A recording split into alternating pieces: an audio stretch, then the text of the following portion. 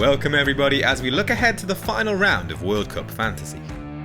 Matchday 7 covers the final match itself between Argentina and France, and also the third place playoff between Croatia and Morocco.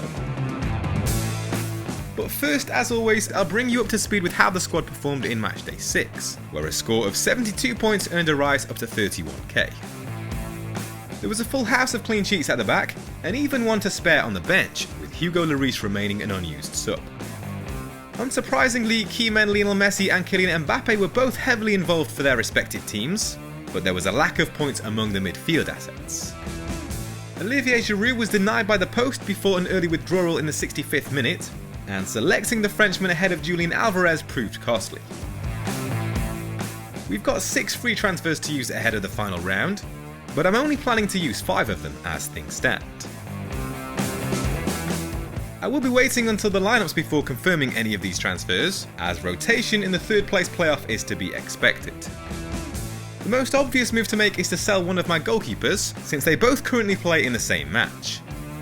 I fancy Argentina to win the final, but I'm going to back both teams to score, so my current plan is to keep Hugo Lloris in the hopes of a save point or two. Croatia versus Morocco is hard to call, but I'm expecting a more open game than the goalless draw they played out in the group stage. So once again, I'm leaning towards the goalkeeper that I see as the likelier to make saves.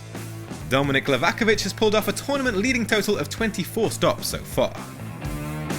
My strategy in defence is to target players that have demonstrated attacking potential, so as to avoid relying on clean sheets. To that end, I plan to swap Nicolas Otamendi to the starting left back for Argentina, whether that be Marcos Acuna or Nicolas Tagliafico.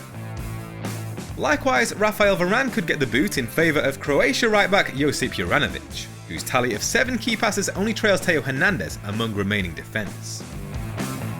Angel Di Maria was an unused sub against Croatia, presumably to preserve him for the final. If he's named in the starting 11, he's a player I would want in my team. Alexis McAllister twice came close to scoring in the semi-final, so my plan is to instead lose Enzo Fernandez to facilitate that potential switch.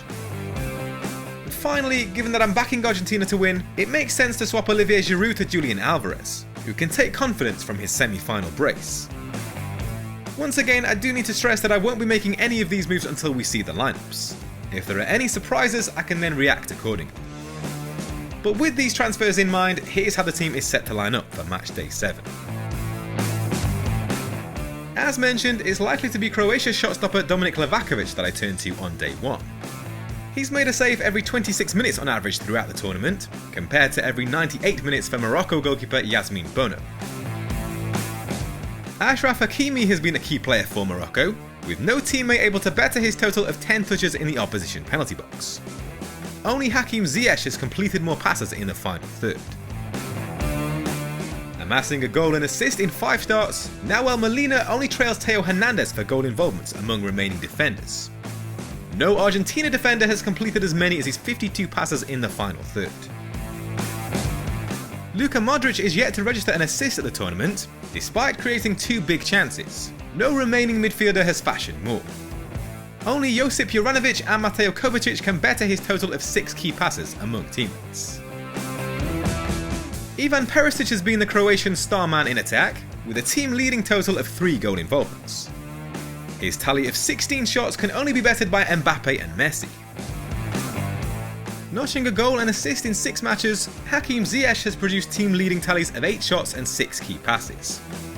Only Modric and Griezmann have attempted more crosses among remaining players. Credited with 5 goals and 3 assists so far, Lionel Messi trails Kylian Mbappe by just a single goal involvement as the pair go head-to-head. The Argentine has fired a leading tally of 27 shots compared to Mbappe's 25. Alongside Alexis McAllister and potential transfer Marcos Acuna on the bench, there's likely to be a place for Hugo Lloris, and there will certainly be one for Theo Hernandez, who demonstrated his attacking instincts to open the scoring against Morocco. With an opportunity to take a day 1 captain punt from the third place playoff, it's likely to be Ivan Perisic who starts out with the armband, providing he survives any potential rotation.